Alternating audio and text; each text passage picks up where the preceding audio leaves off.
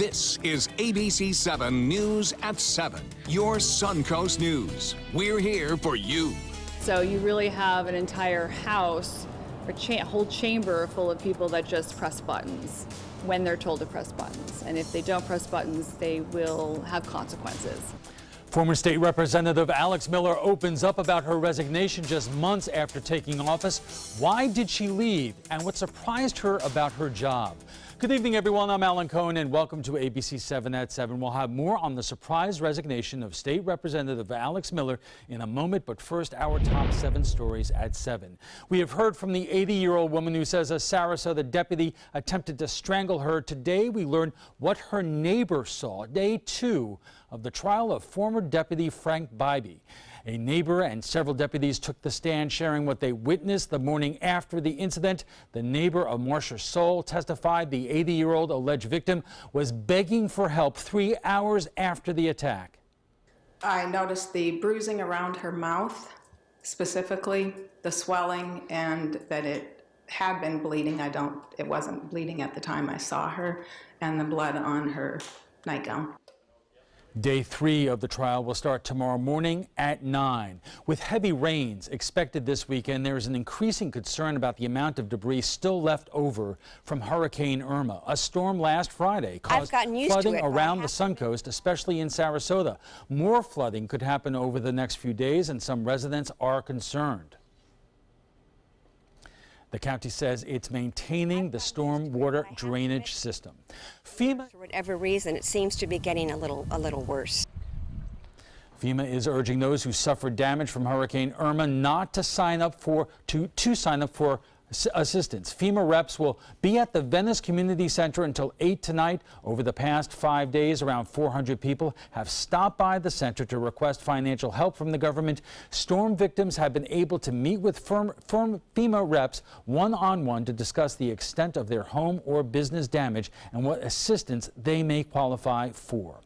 The Manatee County Sheriff's Office is mourning the loss of one of its correction deputies tonight, who was killed in a head-on accident. 28-year-old Sean Feverston was killed in a 2-vehicle accident in Palmetto around 7 o'clock this morning. It happened at the intersection of Moccasin Wallow Road and 36th Avenue East. The Florida Highway Patrol says a Ford pickup truck made a left turn in front of a Jeep Wrangler driven by Feverston. The Jeep flipped over on its side. Feverston was pronounced dead at the scene. The truck driver, George Grisby, was taken to Manatee Memorial with minor injuries. He is now charged with violation of the right of way. Sean Feverston had worked for the Manatee County Sheriff's Office since 2013. The Sheriff's Office released a statement on its Facebook page saying, "Our deepest condolences during this difficult time to the Feverston family. Our thoughts and prayers are with you." Northport police are now calling it a murder. Officers were called to a home on Roxbury Circle early Tuesday morning. They found the body of 22-year-old Jaquez Rivers. Police are not releasing how Rivers died or any other details. Police say the investigation continues. One of Florida's fastest growing communities will soon have a brand new downtown. The West Villages in Northport is releasing plans to build a downtown similar to Lakewood Ranch. A Publix is also planned. Instead of them having to go south to Fort Myers and north to Sarasota, this is going to bring a whole venue of entertainment for them to stay home, which means they'll spend dollars here and keep the tax dollars here. Northport commissioners this week approved the first phase of the planning. Just last week, they approved the Braves spring training stadium. Winning a stand your ground hearing to avoid criminal prosecution in Florida won't automatically grant you immunity from a civil suit. That ruling today from the state Supreme Court in a case involving a Tampa bar fight. The Supreme Court overruled a lower court decision. And Bob, we have a rainy weekend in store for us, don't we? We do. Showers and storms will be heavy at times, it looks like, especially later on in the weekend as an area of low pressure starts to move in our general direction. Right now it appears that it is going to move along the east coast, but that could change. There's still a chance it could be a little bit further off to the west. But one thing we do know, it doesn't appear that it's going to be a huge storm, and it looks like because of an upper level low, which is spinning right here, it's going to inhibit this from becoming, as I said, a big storm. But it will become the possibility of tropical depression here late late Friday and then work up the coast on in through Saturday and Sunday. Close enough to us to bring us a real good chance for showers and storms. This is a big tropical air mass down here with high values of moisture content, and that moisture content will be moving in Florida's direction over the upcoming days. The chance of it developing into a tropical depression or possibly storm is at 50% over the next 5 days. Even if it were to develop, I mentioned after day 4 or 5, it looks like it will be ripped apart by some strong upper level winds, but there's not a lot of model data on it quite yet because it really hasn't developed. But all of them kind of show it moving off to the north in time. So we'll keep an eye on it for you. Obviously, with the ground saturated, flooding will be the big concern. We talked about the story earlier, too, with a lot of yard debris laying on the curbside and in the streets. It could actually cause some of the drains to block up, and that would cause some flooding problems like we saw last Friday. So we'll have to keep an eye on that. All right, thanks a lot, Bob. And still to come, after her surprising resignation, former state representative Alex Miller takes aim at her own party bosses. You're going to want to see this.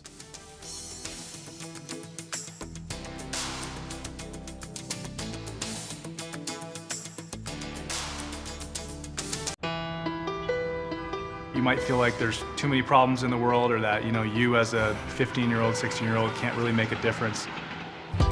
It's not always about you. It's not just one person. It's a group. It's a team. Just that simple act is transforming someone else's life. It's one of the best feelings in the world. It'll just make you feel so good about yourself. I'd do anything to convince you just to be a part of this. Credit card debt can ruin your life. If you owe $10,000 and minimum payments are siphoning away your paycheck each month, you can get debt-free in less time than you think. I've paid $800 a month for the past 3 years and haven't changed the balance on my credit card. Get debt-free now has a program to reduce your debt, stop the harassing phone calls, avoid financial ruin, and settle for less than you owe. I feel like a huge weight has been lifted off my shoulders. You're pre-approved for our special hardship program if you owe $10,000 or more. Upon payment of your new lower balance, your debt will finally shrink until you are debt-free. My family no longer has 30 years of payments ahead of us at 20% interest. There's no fees until you see results. So call now, make one monthly program payment, and free up your cash. Resolve your debt. Call 800-685-6422, 800-685-6422. It's Willamania at the Players Center as the Will Rogers Follies takes the stage September 27th. Part homespun humor and part Ziegfeld Follies, this toe-tapping Tony Award musical is the start of our wild Broadway series. So call the Players at 365-2494 or visit us at theplayers.org. You need to catch Willamania. This is the story of a boy who is very sensitive to lights and sounds. So he built secret hiding places where nothing could get in. The boy didn't like looking people in the eye. It made him feel uncomfortable. One day, he found out he had something called autism. His family got him help. And slowly, he learned how to live with it better. Early intervention can make a lifetime of difference. Learn the signs at autismspeaks.org. When severe weather strikes, trust ABC7 First Alert Weather. We're here for you. A lot of local Republicans contributed a lot of money and worked their tails off to get Alex Miller elected state representative last November. It is safe to say that many of them were shocked by her sudden resignation after just a few months in office. Now, we know why. Ray Collins has the story. I've always sort of wanted to be in the State House. Even though Alex Miller runs a family business and is a single mother raising 2 teenage boys, she still thought she had time to do it all. She ran for office, she won, and then she found out some valuable lessons she says she wishes she knew beforehand. I knew that session was 60 days long. I'm not sure that I was really aware that committee weeks were 4 months long. And then with a special session, it really winds up being about 8 months out of your life that you're moving back and forth from Tallahassee to home. But it wasn't just the extra time that caused frustration. Miller says not voting for the eventual party leadership and voting out of lockstep with the majority of Republicans on key issues like abortion caused her to experience a chill from her new colleagues in the State House. When you go up to Tallahassee, you have to fall in line very quickly. And I went in with the understanding that it was a top-down, not dictatorship, but it was, it was a very difficult, challenging place if you have any sort of outspoken ideas on issues that you may not be able to vote in line with leadership. And if you don't, I was told that you would be punished, but I didn't realize it would be so severe. And I had been removed from my two favorite committees, which were my healthcare committees, and I have an entire history and like my entire career has been in healthcare. I spent 4 years on the hospital board and 22 years in medical distribution. So they had done that, I was told, and I don't know this for sure, but it was a punishment in essence for voting a certain way that they did not like in a couple of votes. So just months into her 2-year term, Miller surprised everybody and quit. When somebody first told me that you had resigned, I recall the morning, and their follow-up was, boy, somebody must have had something on her. Right, yeah, and that's the other thing. Like, no, politicians do not resign ever, really, unless there's some sort of scandal. And so I would go to the hairdresser and she would say, all of her clients are saying, like, what's the real story? What really happened? And I say, like, it's really, I'm really boring. There is like no scandal. Did you encounter some severe reaction from local people? Were people angry at you for this?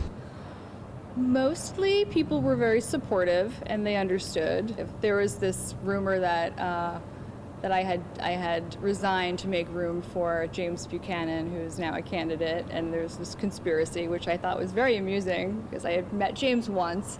I have really no relationship with the Buchanans, and I would have no incentive or motivation to do that. In fact, Miller doesn't plan to endorse anybody in the race to replace her, a special election that'll cost taxpayers some $300,000. This special election won't be cheap. What would you say to the person who thinks that you should reimburse taxpayers for the cost of the special election? I apologize for whatever expense it does cost, but it's really just the cost of politics in Florida. We certainly waste money in several other areas. You were there for a short time, but you got some quick insight into how the system works. As a taxpayer, should I be frustrated about how things are working up there? I think it's not much different than what I imagine it to be in Washington. There's a lot of waste. There's just a lot of wasted time and a lot of power among a few people.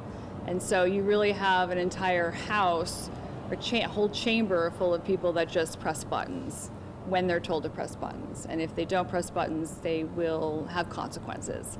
So much of the decision making is happening within the lobby corps and within staff because you have term limits. So what term limits does is it forces people to try to acquire as much power as quickly as possible, which often is associated with having to work with lobbyists. Make no mistake, Miller says she is done with politics, doesn't have the personality or the patience, preferring instead to grow her family business and get involved in local charities. She says she's glad to have had the experience, but feels bad about the expense and frustration she caused in certain circles. Do I feel badly about leaving my term halfway through? Absolutely. I feel a lot of guilt over it. But it was the right decision for my family. In Sarasota, Ray Collins, ABC7, your Suncoast News. The president of the Sarasota Republican Club, a former state representative, and the area's top political reporter react next at the Trapezoid. Outdoor living is one of the greatest perks about living in Florida. So whether this is your style, or this, or maybe this, contact Superior Pools. They've been building pools from Sarasota to Naples since 2001, and they would love to build yours. My name is Julius. I have cerebral palsy. I work for Farmer Jeffrey Weising Law Firm. I do a lot of data entry and scanning documents. I want to increase my working experience to make the company much better. At the end of the day, it's good to think of the day's work and to think about what I have accomplished. Hi, this is Dan Marino. When your business recruits people with disabilities, everybody wins. To find out how, go to abilitieswork.employflorida.com. If you're over the age of 50 and considering buying an annuity in the next 60 days, I have some important news for you.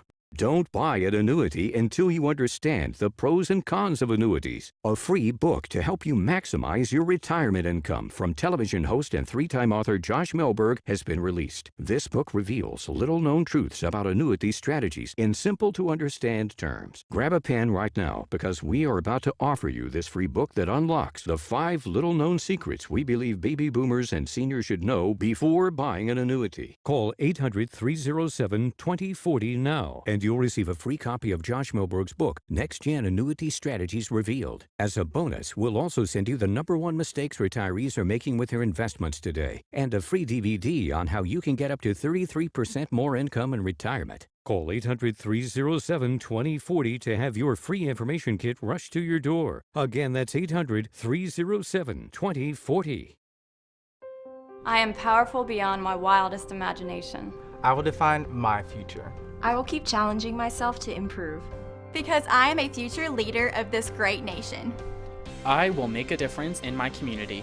I will not settle for simply chasing my dreams, I will achieve them. Because I was given a chance. An opportunity. At Family, Career, and Community Leaders of America. The ultimate leadership experience. Join us. We'll build a new future together. Watch Your Suncoast News at 6 on your streaming device for a chance to win a $50 Visa. It's easy. Just watch weekdays at 6 for the word of the week. Then enter the word at mysuncoast.com for your shot at a $50 Visa. We'll pick the winner each week. Good luck.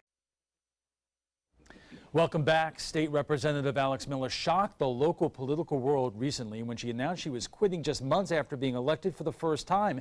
As we just saw, Miller is citing a number of reasons. For one, she didn't realize the extent of the time commitment required to do the job. We're going to talk about that in a moment. Even more interesting, her comments about the cutthroat inter-Republican Party politics. Miller claims she was stripped of her preferred committee assignments because she backed the losing candidate in the race for Republican House leadership, as well as her refusal to always vote the way leadership directed her to. Joining us for more is Rod Thompson, the president of the Sarasota Republican Club, former state representative Keith Fitzgerald, and Zach Anderson, the political editor of the Herald Tribune. Gentlemen, welcome to the broadcast. Keith, let me start with you. As I just said, I'm really kind of curious about Representative Miller's contention that she didn't know about the hours that she would have to put in, that she thought it was just a couple of months, a year for the legislative session. I would imagine if you apply for a job, you would know what the hours were beforehand. Well, I guess my take on it is a little bit different. I would compliment her for the thoughtfulness of her response and the insight she gained. Remember, when you're recruited to do that job, they want your name on the ballot, and they will tell you a lot of stuff. I was a little more knowledgeable about how things worked. I'm a college professor, studies political science. But I will say, the day after I was elected, they called a special session, and I had to go to Tallahassee right away, and I was finishing up my semester, and I really hadn't thought about that as a possibility. I thought there was going to be this transition, and I would work into it. So I don't think that that's shocking that she found out when she got there that it was very different than what she had imagined. Rod, how shocked was the local Republican community? Well, this part was very shocked, and I'm pretty well plugged in, so I think we were all very surprised at her decision. I would say surprised and disappointed at her decision. You know, I thought she would actually be a very good legislator. I backed her in her campaign. I helped her in her campaign, supported her, had her speaking at our club. I thought she'd be a good legislator. Yeah, there are a lot of hours involved and time involved, time commitments. One reason why I could never be in the legislature is because I couldn't commit that sort of time to it. But I would have thought she would know that going into it. She had been talking to a lot of people.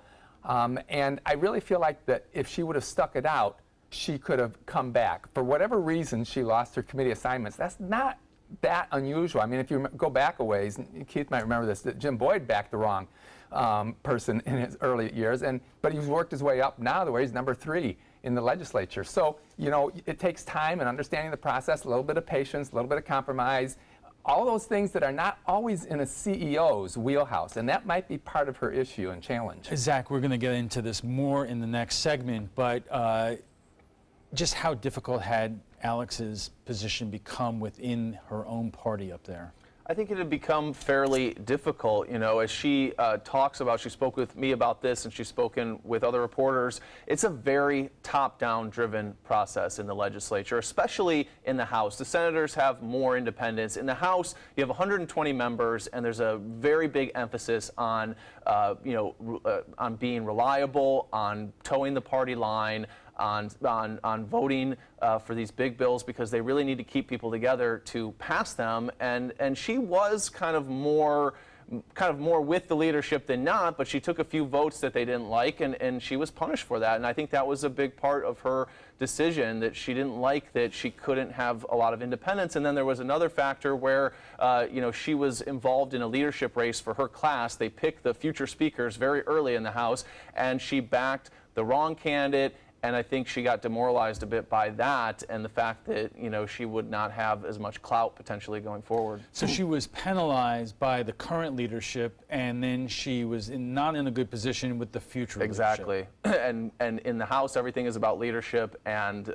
leadership controls everything. They control your committee assignments. They control what kind of office you're going to have, whether you get a nice office or a not so nice office. And she lost her 2 favorite committee assignments on health care, which she's an expert on. All right, we are just getting warmed up. We'll have much more on the sudden resignation of State Representative Alex Miller right after we check the First Alert weather. Stay with us.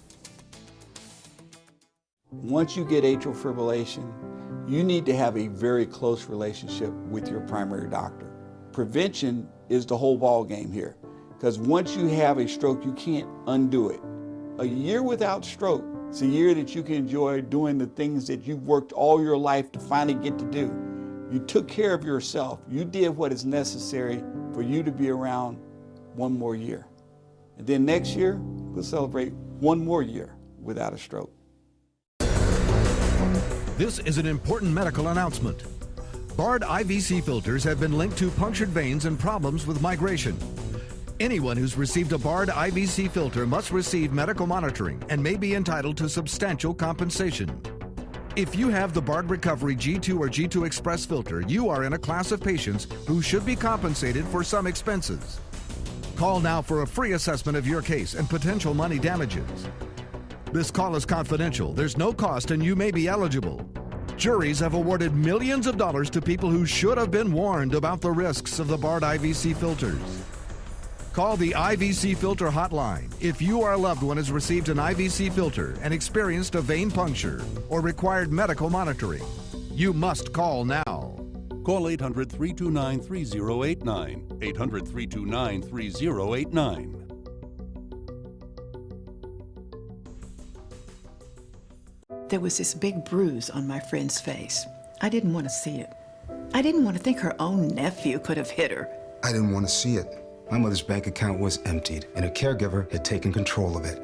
I didn't want to see it. My father's refrigerator, there was hardly anything in it. That's unusual for him. It's tough to see that a senior citizen is being abused, physically, emotionally, sexually, or financially. Elder abuse is a crime. So see the signs, stop the crimes. Invest in Kids is a $7.5 million project to build a new Boys and Girls Club in South Manatee County. I'm Caleb Grimes, and I was a club kid. It's where I learned important life lessons, leadership, integrity, responsibility, and baseball. Thousands of kids attend the Boys and Girls Clubs, and after years of use, their club is slowly falling apart. Help us invest in kids. Make your donation today. Thank you! Now your ABC7 First Alert weather forecast with Chief Meteorologist Bob Harrigan.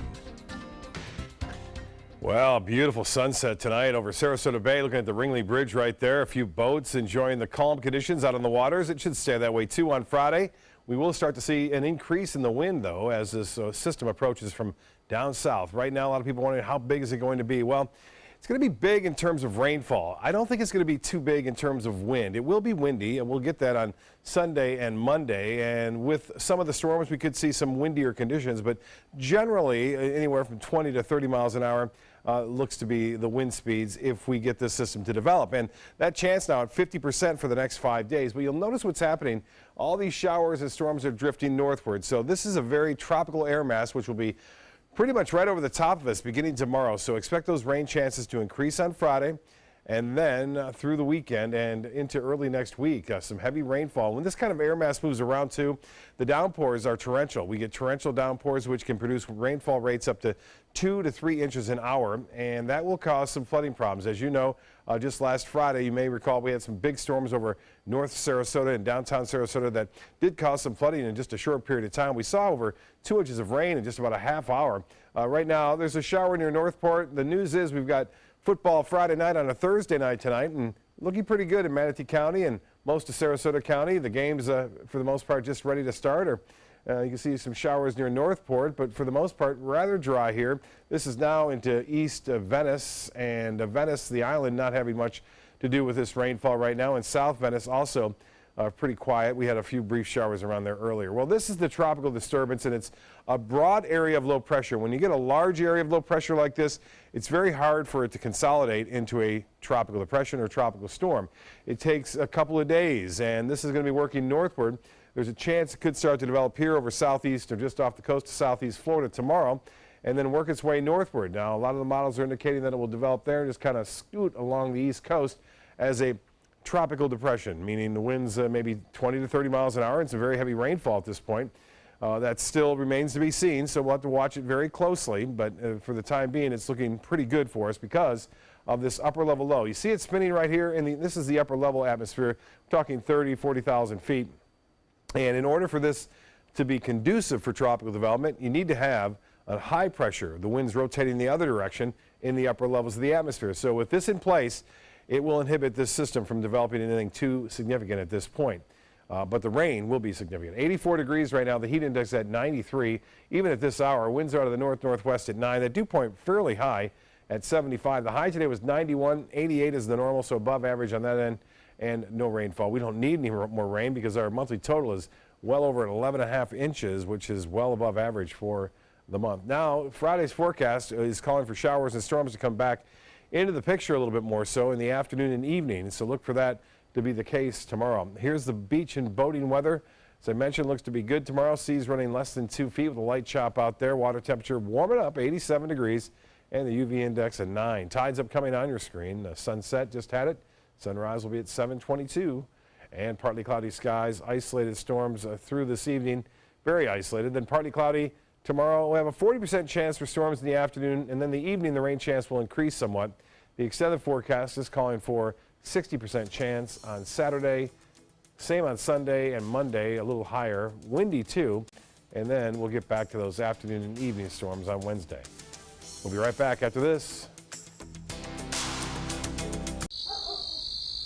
We've all heard how military veterans adjusting to the civilian world may have certain issues. 30. 78.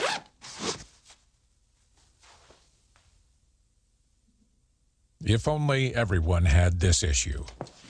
No matter what challenge they face, Easter Seals is here for America's veterans.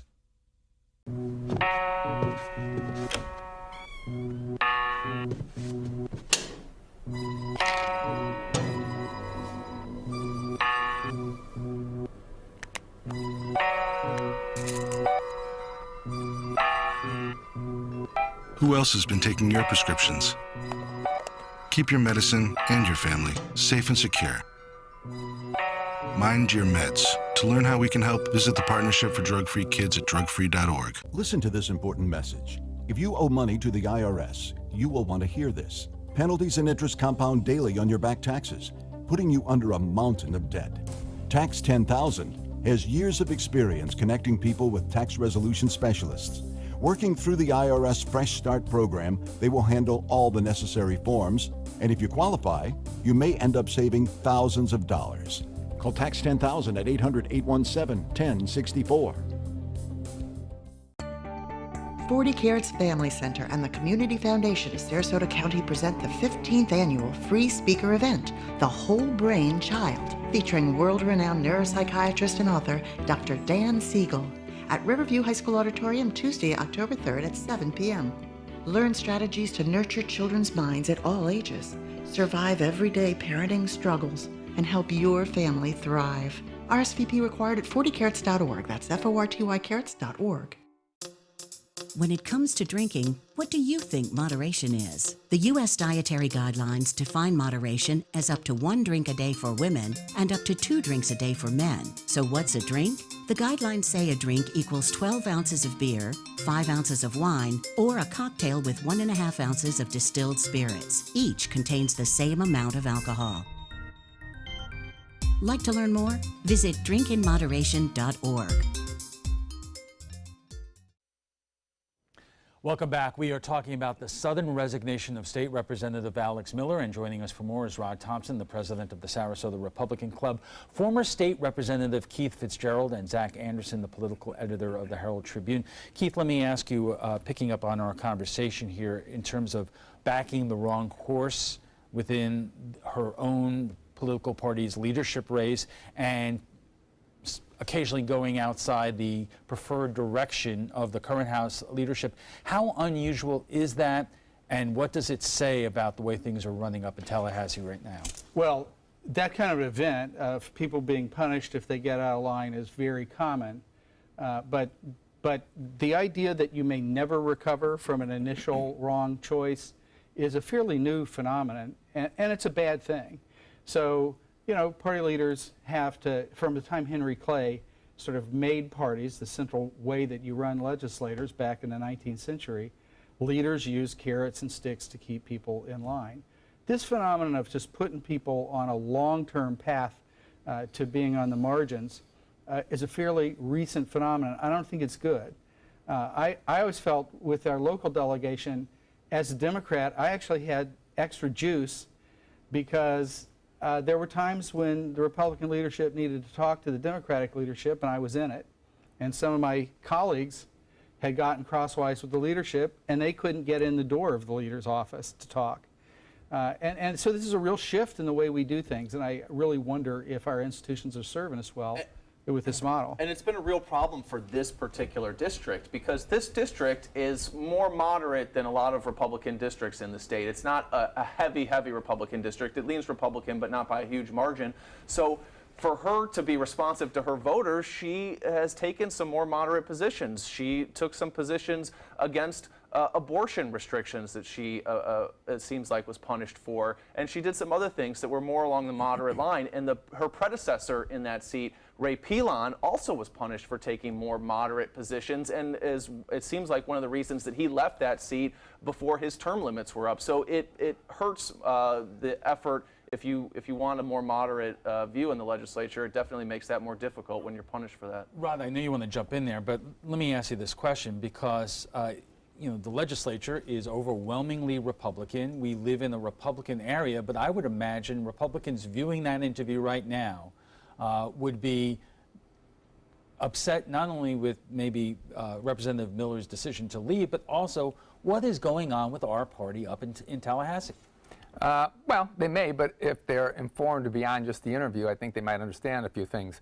Number one, Joe Gruters voted against party leadership way more this past session than Alex did, and yet he did okay. Now, he was on the right side of the leadership vote going forward, but he doesn't have everything he wants either. Look, this is a long-term process, as we know, and as Keith knows, as other legislators know, and I point out Representative Boyd, he's still in the legislature, and it was only a few years ago that he voted wrong, and he's now number 3. You can work your way back, but it takes a process and ability. I think part of the challenge for Alex was that she's been a CEO, and as we see, whenever CEOs, like Governor Scott, took a couple of years to find his footing on how to act in a political environment. When you're a CEO, just one of a large body like in the House, I think that's a very difficult transition, and I think it was for her. I want to get into another area, but even within the local legislative delegation, there were some knives out there, wasn't there, Zach? Yeah, so Alex Miller and Joe Gruters were on different sides of the leadership battle, and there was some intrigue that got out and was publicized, and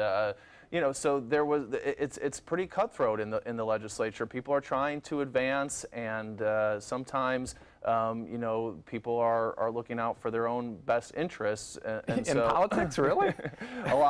Quite a bit. And so, there was a little bit of tension there because they were on different sides of the leadership battle, and there was some behind-the-scenes intrigue that kind of got publicized and blew up in their face a little bit. But I would encourage people not to just think about it as local and not just think about it right here, because this is a national phenomenon. We're more partisan, and this is an objective thing. You can look at the statistics. Everybody agrees with this.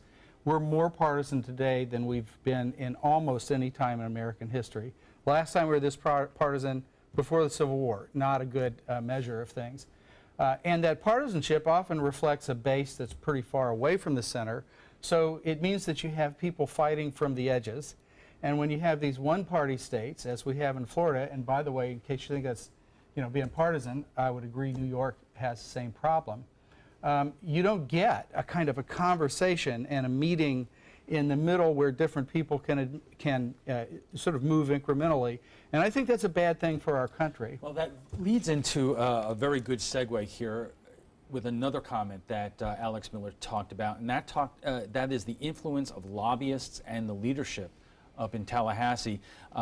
Rod, a lot of the folks in your party love term limits, believe in it everywhere, but she seems to be saying that because legislators are in and out within a fairly short period of time, the real decisions up there are made by lobbyists and staff and leadership, and that's not a good thing. That's not an unreasonable argument, but it's not all of the argument. That's the case against term limits at the county commission level, too. Is it a good case?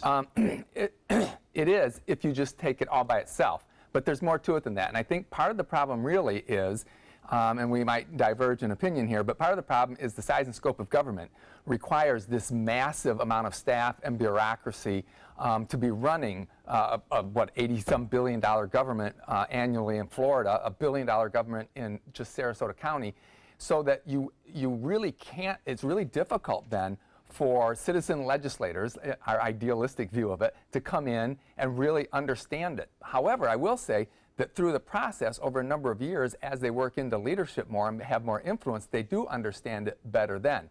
If the charge is that lobbyists have undue influence, sure, universal. It's been that way kind of for a long time. It's that way in spades in Washington. But I would say that is partially term limits, but it's also partially the size, scope, and complexity of government. And by the way, you might be surprised to hear me say this, but I agree with that. And there's a concept that was cooked up by conservative economists called rent seeking. And what that means is that you'll have private firms who try to get a monopoly or some other uncompetitive situation through exclusive contracts with the state. And I'll tell you what, if you go to both Washington and particularly Tallahassee, 80% of the time they're working on rent seeking. And that's where the interest groups come in.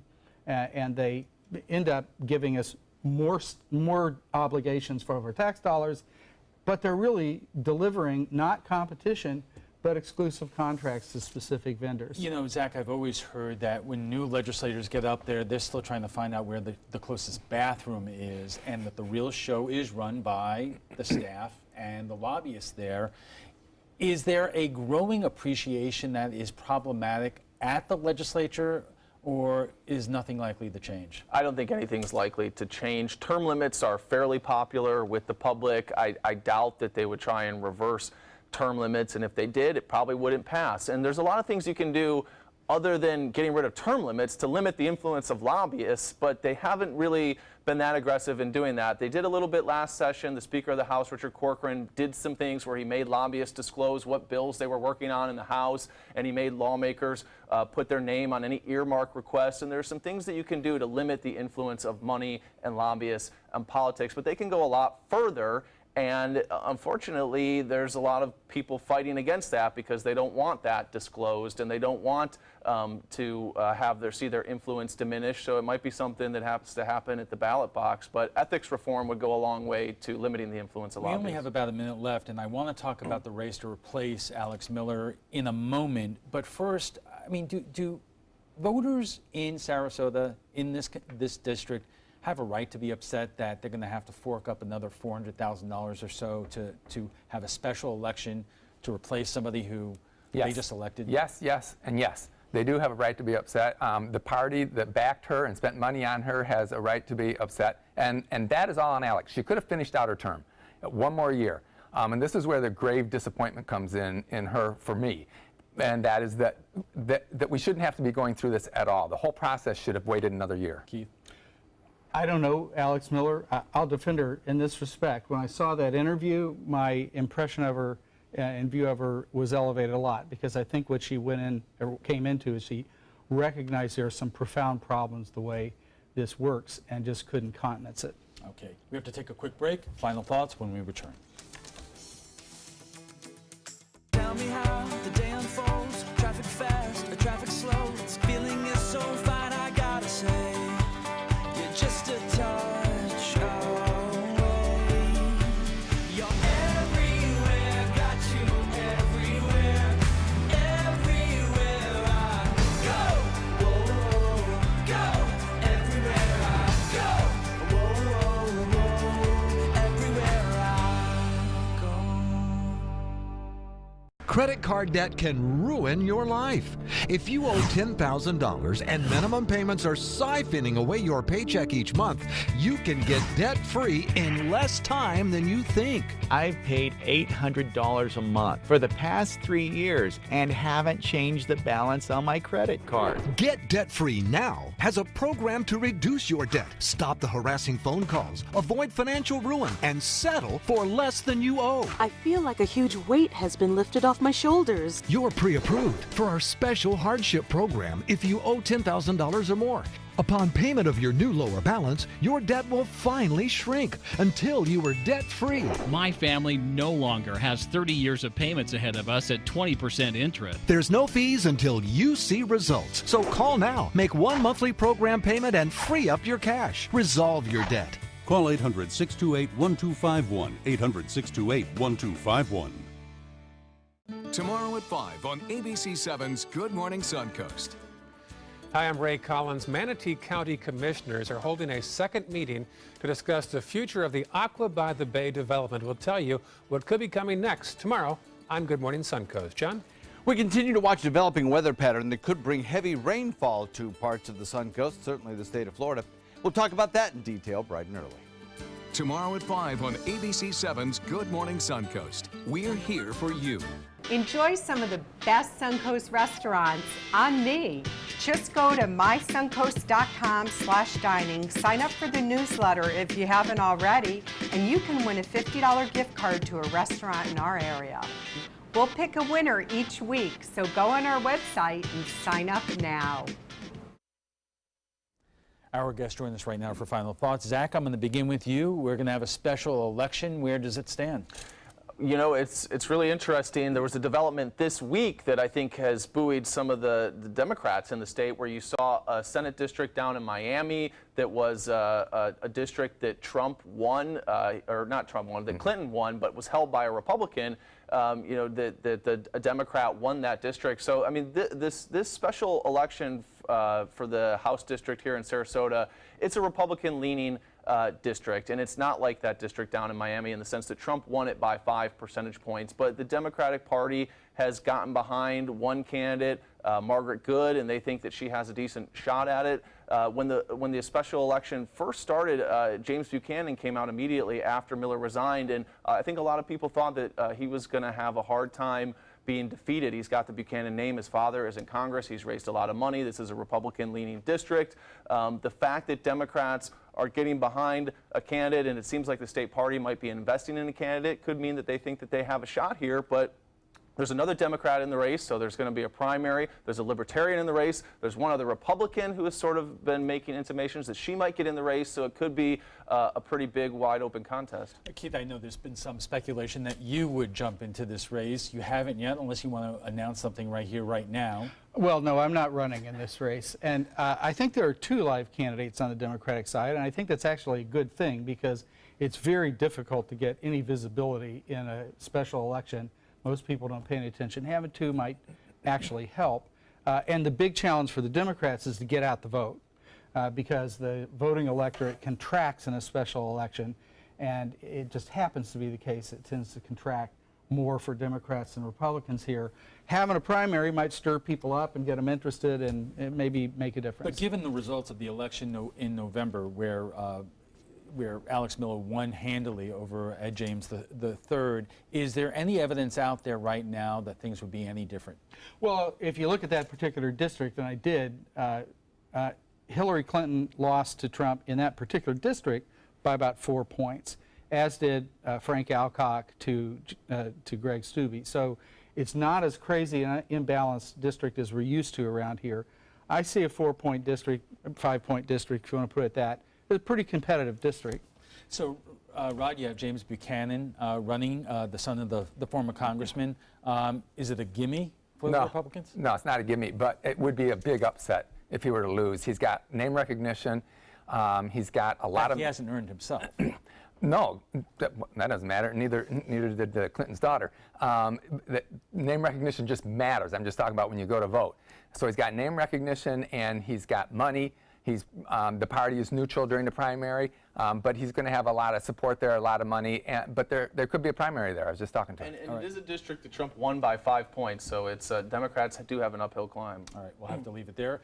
FYI, you can watch past discussions. They're on demand. They're available on Apple TV, Amazon Fire, and Roku. We want to thank our guests for being here tonight. Rod Thompson is the president of the Sarasota Republican Club, former state representative Keith Fitzgerald, and Zach Anderson, the political editor of the Herald Tribune. When we return, we'll have a final look at your first alert weather, plus our prime time headlines, so stay tuned. Designers do it with style. Tell me what's going on here. Why, you don't like my hair? The Mark and Mandy Show. In-depth design ideas. What is up with the tuck tape here? Let's cover it up. Amazing beauty and fashion tips. So Halle Berry has amazing skin. Her secret is coffee grounds. No. Delicious recipes. Today, I'm going to show you a special dish that is sure to please that special someone in your life. Watch the Mark and Mandy Show right here on your favorite channel. Do you have type 2 diabetes, which requires daily blood monitoring? If you have diabetes, are you on Medicare, Obamacare, or other health insurance? If you answered yes, you may be eligible for diabetic testing supplies at little to no out-of-pocket cost to you. Our accredited staff will handle all of your paperwork for free. And best of all, your diabetic testing supplies are shipped directly to your home for free. Call now to see if you qualify for a meter upgrade and a free pedometer to monitor your daily walking. Use alternate testing sites, a smaller blood sample, and even hear your results out loud. Will you qualify for diabetic testing supplies and an upgraded meter covered by Medicare, Obamacare, or health insurance at little to no out-of-pocket cost to you? Find out for free by calling the Diabetes Resource Center at 1-800-394-1098. That's 1-800-394-1098, 1-800-394-1098. When I was in foster care, I never knew when I would have to move, so I always had my suitcase ready to go. Then one day, I was adopted. My new parents opened their hearts and home to me. My parents cook my favorite breakfast for me every morning. My parents take me on trips I never thought I would go on. They gave me a home and an even better reason to use that suitcase. My parents aren't perfect, but they're perfect for me. Now your ABC7 First Alert Weather Forecast with Chief Meteorologist Bob Harrigan. Well, some heavy rainfall down to our south right now, all moving to the north associated with a tropical disturbance, which could become a tropical depression or a tropical storm even, but it looks like it's going to track to the east of our immediate area. We'll have to watch it closely, however. Regardless, it's going to bring a pretty good chance for some showers and storms to develop over the upcoming 3 days, all the way actually into Monday as well. Some showers and storms down to our south, some pretty heavy weather there in Collier County and into portions of DeSoto County. These showers just popping up, but all in all, fairly quiet night for football Thursday night. We have some showers there just to the northwest of Northport, which are weakening now. And then this activity just kind of flaring up over the last half hour or so, pushing to the southwest toward Port Charlotte. Well, the tropical disturbance is poorly organized at this point. It's a broad area of low pressure, so there's nothing really too significant right now, other than the fact you see a lot of deep convection down here well south of Cuba. All this is going to kind of stream in our general direction. It appears that the low will consolidate just north of Cuba on into late Friday and then push off toward the north. Eventually, conditions are expected to become unfavorable for this to intensify or develop after we get through day 3 and 4. Now, the chances have just gone up as of the 8 o'clock advisory for the next 2 days. That chance at 40% of becoming a tropical depression or possibly tropical storm. We don't think it's going to become a hurricane in any stretch as a result of this upper level low spinning here to the west of the state. Conditions are just not favorable, and then down in the long term, we're going to see stronger winds and shearing take place as a result of a frontal system nearby. 84 degrees right now, that's what the temperature is, but you factor in that dew point, it's warm. It feels like 93 out there. This is a futurecast showing one particular forecast model in-house. Shows a lot of moisture kind of working its way up, and then what appears to be a low pressure area developing and then pushing off toward the north and east. Now that's the European forecast model too. It suggests that it's going to move further away from the state, so that would be a little bit better for us here. That means not as much rainfall, but we'll see how that plays out. Just about 3 hours ago, it had it a little closer to the east coast of Florida. Well, in the tropics, we have Maria and Lee heading out into the open waters of the Atlantic now, pushing away from the U.S. We'll have to keep an eye on this area as well.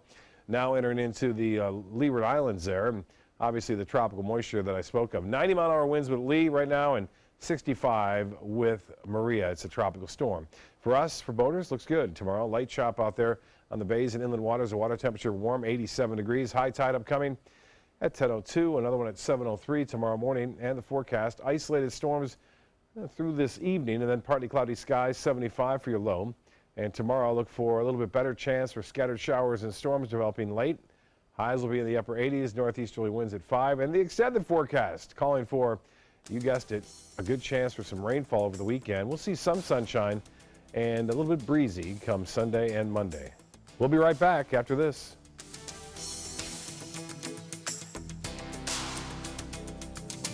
Everything all right? Actually, you know how Tom had knee surgery? Sure. We found out Brad's been taking his painkillers. And it turns out he's been doing it for a while.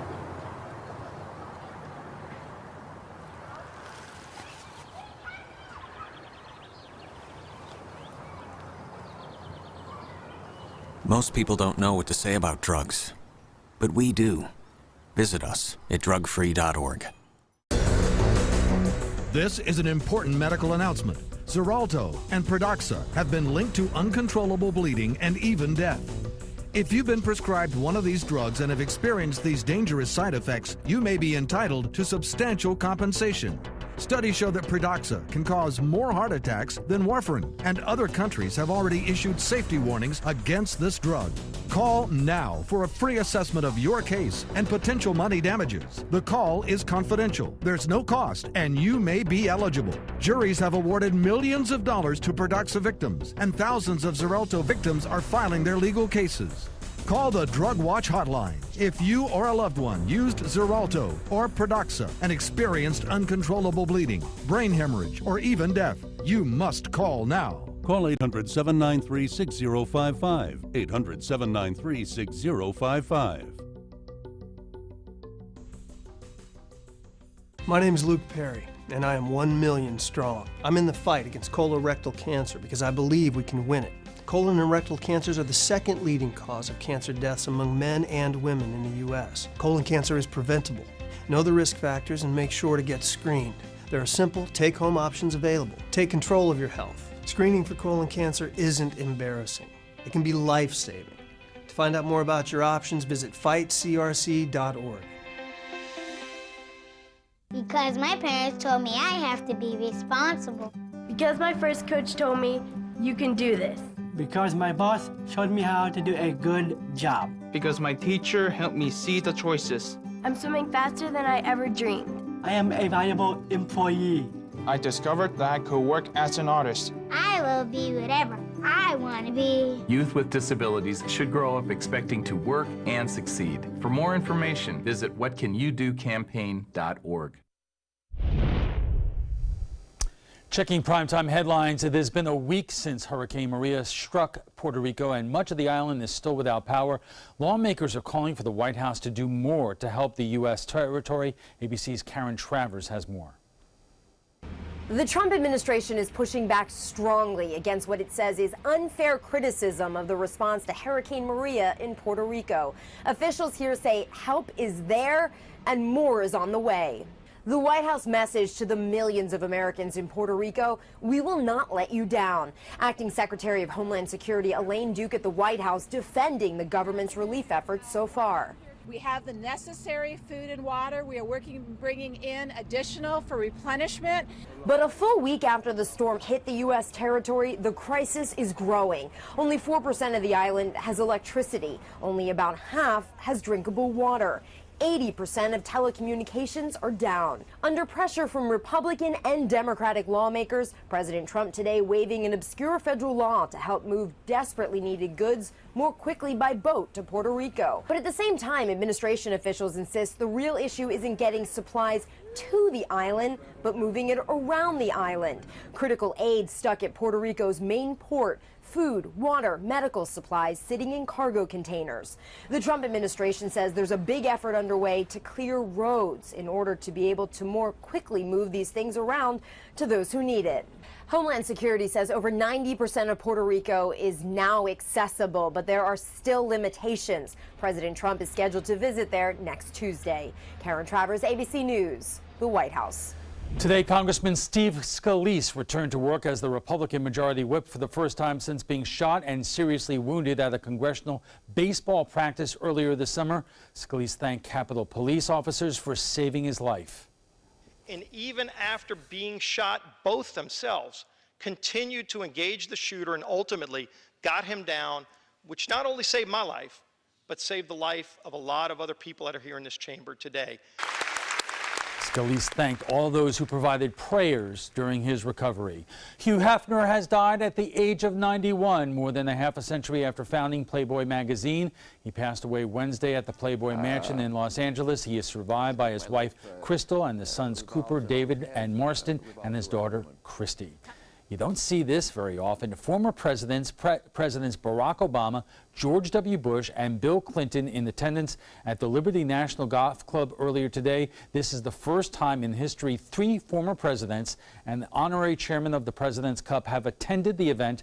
The President's Cup is a biannual sporting competition which features the best of the USA versus the best of the rest of the world in match play format. And that's all the time we have for this evening. I'm Alan Cohn. Thanks for joining us and have a good night.